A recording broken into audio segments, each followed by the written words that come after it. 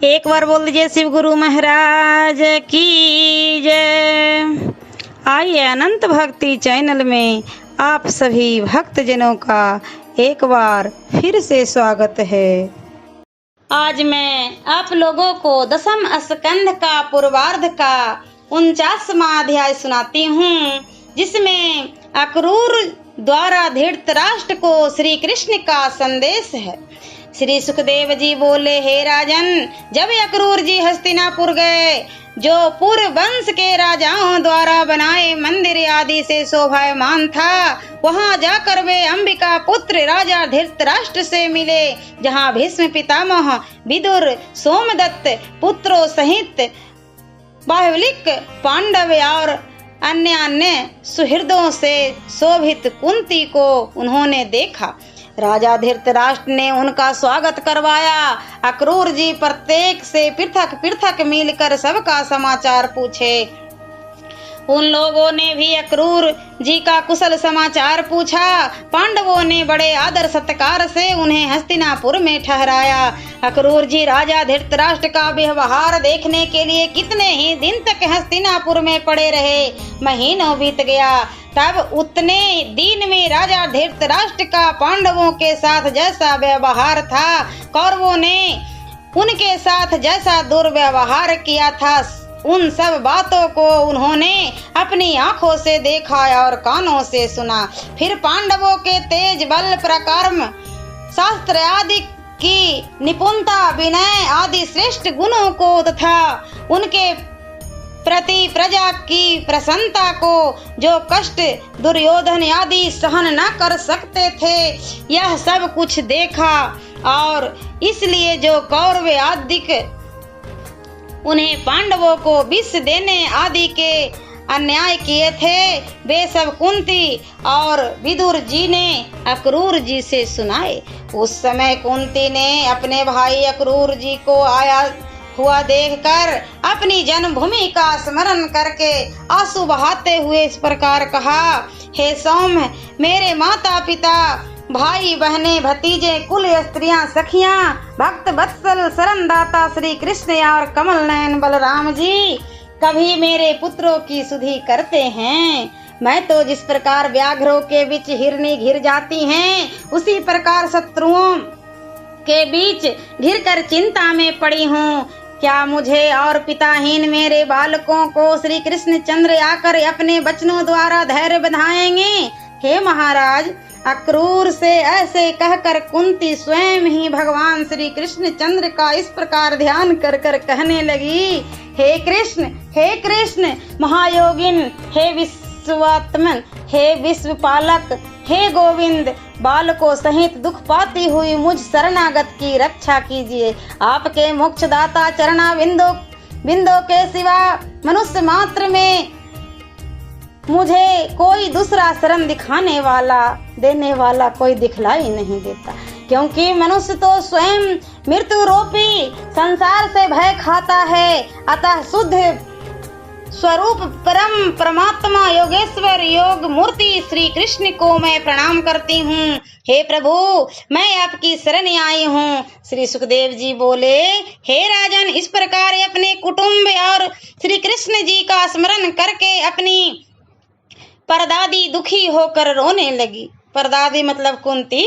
तब उसे इस प्रकार रोते देख अक्रूर जी तथा परम यशस्वी विदुर जी कुंती के साथ सहानुभूति प्रकट करते हुए उन पांडवों के पिता रूप धर्म इंद्र आदि का प्रभाव कहकर उन्हें संतावना देने लगे। पश्चात विदा होते समय अक्रूर जी ने बंधुओं के पास बैठे हुए कपूतों के कहने पर चलने वाले और विषम व्यवहार करने वाले राजा धृतराष्ट्र के पास आकर उन्हें वह संदेश सुनाया जो श्री राम कृष्ण आदि ने दिया था।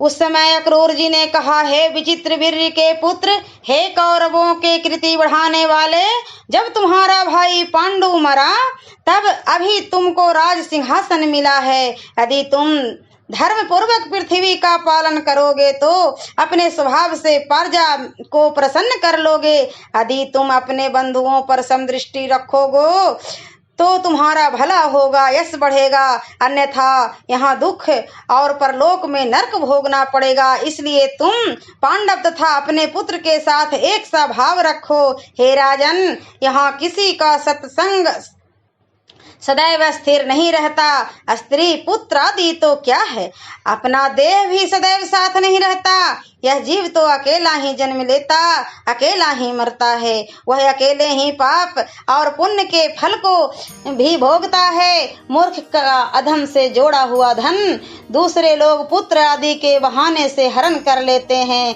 जैसे मछलियों को जीवन देने वाले जल को उनके बच्चे पी लेते हैं।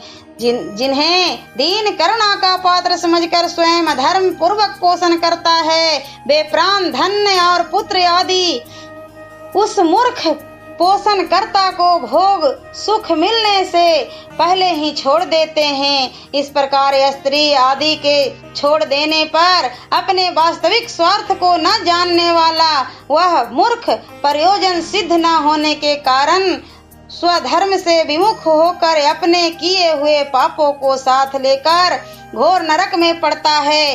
इसलिए हे राजन, हे प्रभु, इस संसार को स्वप्न माया व मनोरथ की भांति समझकर बुद्धि के द्वारा चित्त को बस में शांत करके शांत समदर्शी बनो।